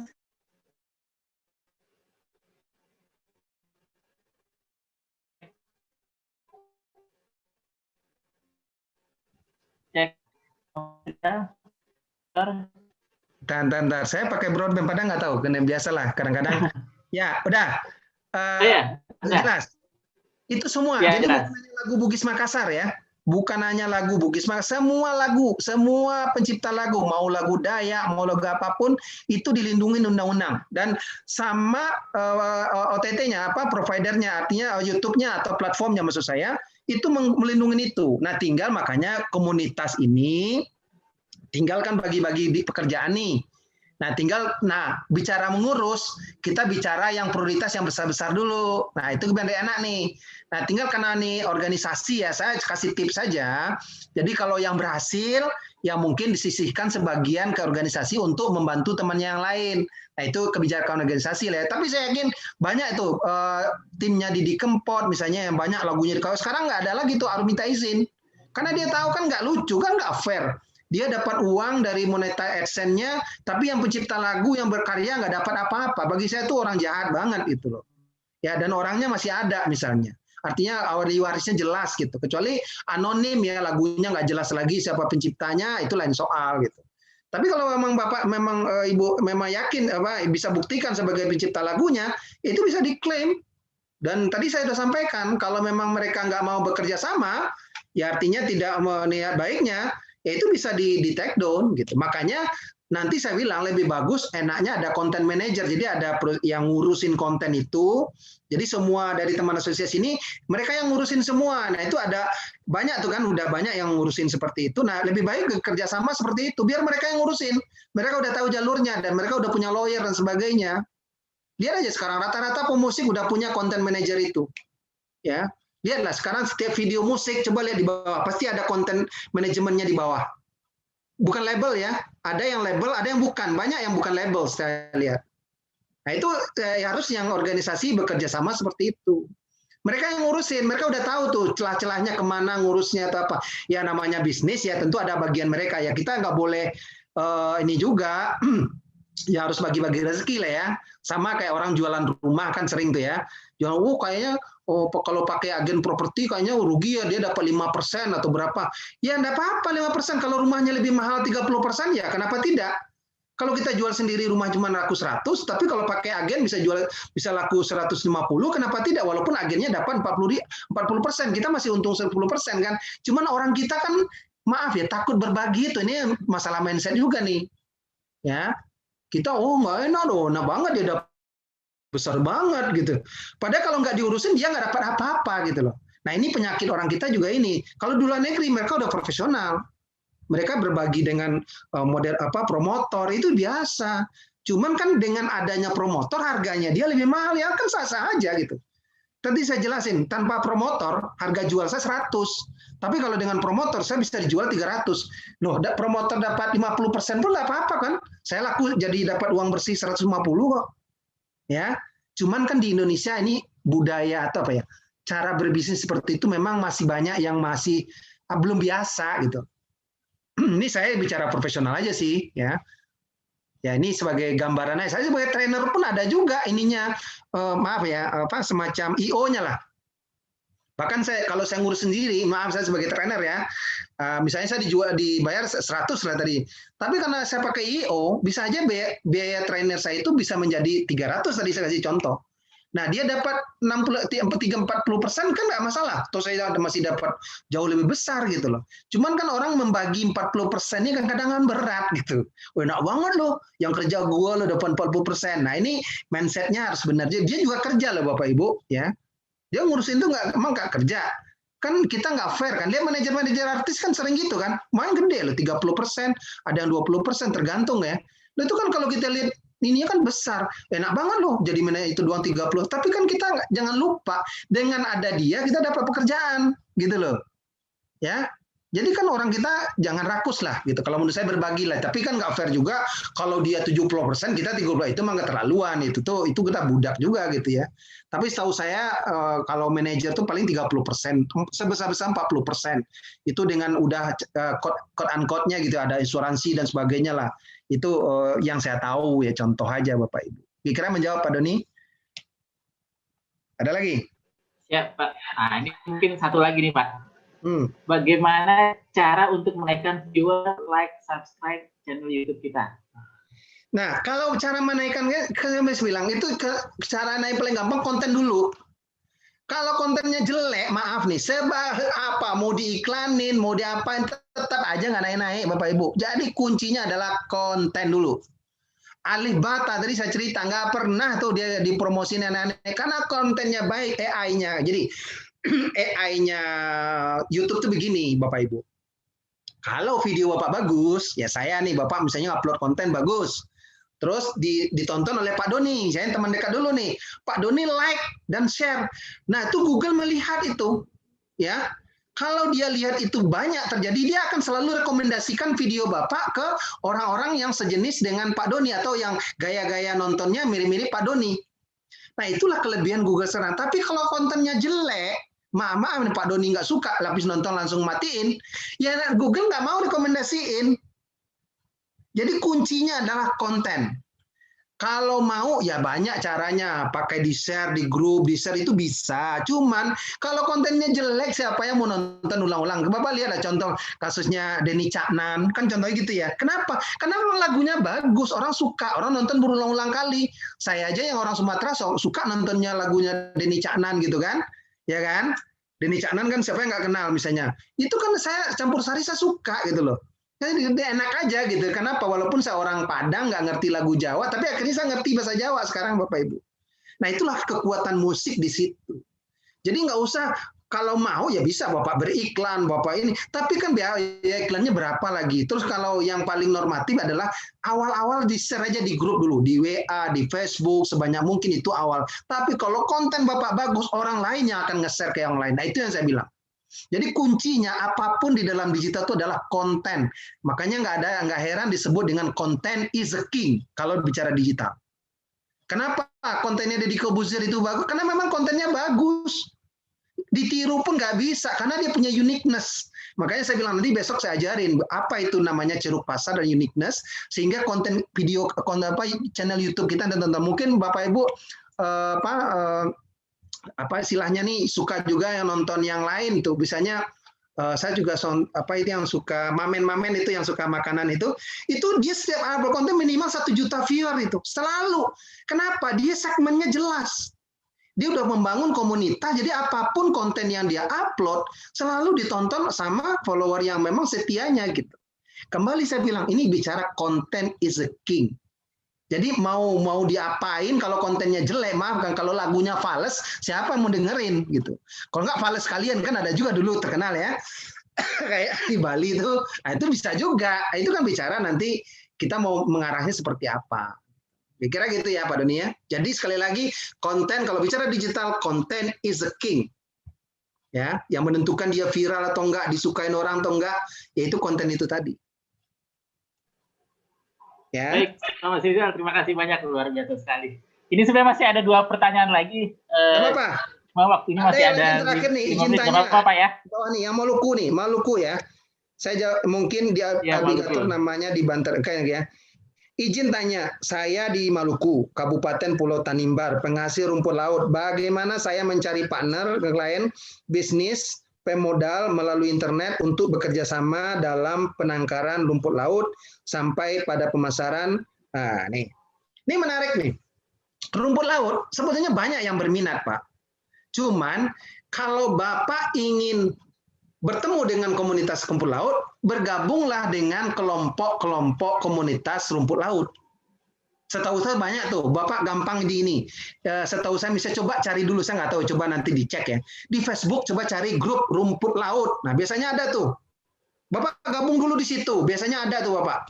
Ya, petani rumput laut, apalah pedagang rumput laut itu dulu. Biasanya ada tuh grup-grup seperti itu. Itu saya kasih tips sederhana. Kalau mau partnership yang ini mungkin besok saya ajarin bagaimana kita mau sendiri juga listing juga bisa ya. Cuman untuk tahap awal kalau Bapak Ibu mau lebih ini gabung dengan komunitasnya rumput laut dulu. Biasanya orang akan masuk ke situ. Ya. Jadi nanti kalau di situ dia kemudian akan bagi itu infonya. Bapak punya apa saja, profilingnya bagaimana. Nah, nanti baru besok saya ajarin bagaimana membangun reputation-nya, Pak. Jadi Bapak bisa bikin Google Site atau Google Business nanti, terus Bapak posting di situ, orang mau lihat area Bapak. Nah, nanti orang nanti bicara percaya kan, oh ini Bapak siapa namanya nih, Pak Nick ya, Pak Nick ini apa nih, panggilannya Pak Nick aja ya. Nah ini Pak Nick yang punya nih, wah ini profilingnya di sini, dia udah punya komunitas sekian banyak, kita perlu invest nih, dan aksesnya seperti ini. Ya itu bisa diinformasikan lewat internet Pak. Nanti baru bicara pemasaran nanti saja. Tapi in prinsip, pada tahap awal sekarang nih sebelum Bapak kita ikutin training itu, Bapak gabung dengan komunitasnya dulu lah. atau nanti Bapak bisa minta informasi ke Dinas Investasi siapa tokoh-tokoh yang berkaitan dengan ini rumput laut ini, atau mungkin Bapak ini misalnya maaf nih rumput laut, misalnya Bapak follow aja Bu Susi misalnya. Nanti Bapak tagging atau Bapak tagin atau Bapak DM dia, Bu, saya mau ada ini, bisa nggak Ibu bantu? Nggak apa-apa, ya. Atau mungkin Mas Menterinya atau Pak Dirjennya, kan dia ada yang punya IG tuh atau punya apa yang bisa kita tagin atau bisa DM aja, nggak usah malu-malu. Dan jangan bosan-bosan, tapi memang sopan kan, maaf, saya minta tolong, saya bingung Bu, maaf kalau nggak dapat juga komunitasnya. Biasanya begitu kalau orang lihat kita sungguh-sungguh, Bu Susi juga pasti akan lihat juga nanti gitu ya. Ini contoh aja tipsnya. Ya, kira-kira menjawab ya. Mohon bertanya bagaimana cara ambil alih klaim lagu, tadi udah dijawab ya, dari masalah klaim lagu. Oke, ada lagi? Oke. Pak. Kelihatannya tidak ada lagi. Nah, kalau nggak ada lagi, saya nggak tahu nih Pak Doni, saya nggak kelihatan button untuk upload ini Pak Doni ya. Saya kirim ke ini aja ya. Oh, iya boleh, biar saya yang share ke teman-teman. Saya share ke Pak Doni aja ya, nanti saya kirim ke Pak Doni, ke WA Pak Doni. Nanti dari Pak Doni bisa ngupload. Sama Pak, nggak bisa juga. Aneh, nggak tahu ya. Makanya dari WA Pak Doni nanti kirim ke panitia atau ke komunitas lah ya. Nanti materi saya silakan aja dibagikan. Nanti jadi nggak usah khawatir Bapak Ibu. Materi yang saya present tadi ada dibagikan oleh Pak Doni ke lewat WA group. Nanti silakan Bapak Ibu baca. Nanti juga ada nomor kontak WA saya di sana. Silakan bertanya. Selama saya ada waktu, istilahnya ada waktu luang saya akan jawab. Tapi kalau siang kadang-kadang kan saya nggak sempat jawab. Biasanya malam hari saya akan jawab. Kira gitu. Mungkin ada, kalau nggak ada saya kembalikan lagi ke Pak Doni. Baik, terima kasih banyak Pak Mas Rizal, luar biasa sekali pemaparan malam hari ini. Tadi Pak Mas Rizal cerita tentang bagaimana pentingnya digital literasi ya, atau melek digital ya. Karena memang teknologi digital ini tidak bisa dihindari. Mau tidak mau ya kita harus bisa menyesuaikan.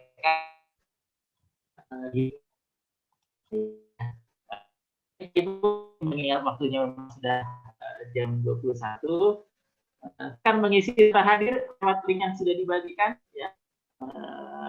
Daftar hadirnya sampai nanti jam 12.00 malam ya. Setelah itu akan ditutup, nanti Bapak Ibu tidak bisa mengisi lagi. Jadi mumpung masih ada kesempatan, silakan isi daftar hadir. Nanti kita akan ketemu lagi dengan Pak Mas Rizal pekan depan ya. Setiap hari Ahad malam ya, jam 19.30 sampai jam 21. Ya, nanti itu materi udah saya kirim ke WA-nya Pak Doni ya, nanti silakan di-forward aja ke tim. Jadi pesan saya segini. Nanti saya share. Jadi sebelum kita nih bisa mungkin minggu depan insya Allah kita masih diberikan umur yang panjang ya, sehat-sehat semua. Nah, saya ini komunitasnya, maaf ya Bapak Ibu, saya nggak ngajarin. Tolong komunitasnya memang atau asosiasi lah, saya nggak tahu paguyupan atau apa. Yang tadi keluhan teman-teman tadi itu harusnya bisa diurus. Kalau nggak bisa diurus oleh organisasi, carilah content manager atau yang bisa diajak kerjasama. Dan saya tahu mereka mau selama nanti hitung-hitungannya berapa ya itu kembali lagi gitu ya. Kalau saya jadi bapak, saya mau aja mau 50-50 juga nggak apa, daripada nggak dapat sama sekali. Minimal kalau kita udah punya pengalaman, udah ada bukti klaim, ya nanti kita seterusnya akan berkelanjutan gitu. Menurut saya begitu ya. Jadi ya itu aja mudah-mudahan, dan saya sekali lagi ikut prihatin ya, saya juga sangat menghargai ya jerih payah Bapak Ibu dan tidak mudah menjadi pencipta lagu itu, dan saya terus terang sangat menghargai karya kreativitas itu, dan kita ikut prihatin lah kalau memang tidak banyak orang yang menyalahgunakan demi keuntungan pribadinya saja gitu ya. Dari saya itu, dan mohon maaf sekali lagi kalau saya penyampaian saya terlalu cepat dan sebagainya, dan mungkin tadi kontennya banyak bahasa Inggris atau apa, tapi nggak apa-apa Bapak Ibu, nggak usah dihafal materinya. Kami tidak akan menguji materinya untuk kelulusan dan sebagainya, cuman kami melihat keseriusannya nanti, karena nanti besok ada PR-PR ya di minggu depannya. Nah, kami melihat dari situ aja dan kehadirannya ya. Jadi kalau memang serius, ya mudah-mudahan seperti janjinya Pak Herman ya, mudah-mudahan bisa terwujud. Dari saya itu aja. Wassalamualaikum warahmatullahi wabarakatuh. Selamat malam. Waalaikumsalam warahmatullahi wabarakatuh. Selamat malam. Terima kasih banyak Pak Mas Rizal. Baik, ada Bapak Dayu AG juga nih. Saya lihat nih ada Pak Dayu AG ya, benar ya? Ini pencipta lagu bukan ya? Iya, para pencipta lagu Pak. Wah, tersalam Pak Dayu. Ya saya lihat nih namanya nih. Waduh, ini keren-keren. Jadi malu saya. Ini apa? Ada grupnya Pak Dayu AG nih, banyak nih berapa orang yang dari teman-teman. Jadi saya menghargai sekali Pak, saya penikmat karyanya Bapak dan saya ikut sebisa saya bantu gitu ya. Dan saya yakin ya hak Bapak itu harus bisa dikembalikan ya. Karena menurut saya dengan komunitas, dengan Pak Herman yang punya akses yang luar biasa, menurut saya itu hak-hak Bapak itu harus dikembalikan. Karena itu memang haknya Bapak. Gitu. Jadi saya sekali lagi, saya penggemar musik dangdut, saya penggemar musik Sampursari, gitu. Jadi banyak pencipta lagu di sini saya lihat nih. Oke, terima kasih Pak Doni.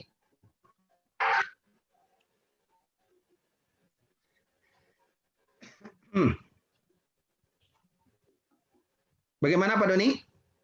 Halo? Ya, ya, halo Pak Mas Rizal. Ya, saya pikir cukup ya. Ada lagi mau ditambahin atau Pak Doni yang closing? Ya, cukup baik. Terima kasih banyak Pak Mas Rizal, Bapak Ibu sekalian. Terima kasih banyak sudah bergabung di Zoom meeting malam hari ini. Semoga semua dalam keadaan sehat ya, sehingga pekan depan kita bisa bertemu lagi. Baik, mungkin cukup sekian kegiatan kita malam hari ini. Terima kasih banyak. Saya ucapkan mohon maaf atas segala kekurangan. Assalamualaikum warahmatullahi wabarakatuh. Waalaikumsalam. Ya, mohon maaf ya. Sampai jumpa minggu depan Bapak Ibu. Ya. Mari Pak Mas Rizal. Ya. Baik Bapak Ibu, jangan lupa daftar hadirnya diisi ya. Sampai jam 12 malam nanti. Materinya sudah saya share di grup, nanti silakan diakses, boleh di-download ya. Kita bertemu lagi pekan depan. Terima kasih banyak. Assalamualaikum warahmatullahi wabarakatuh.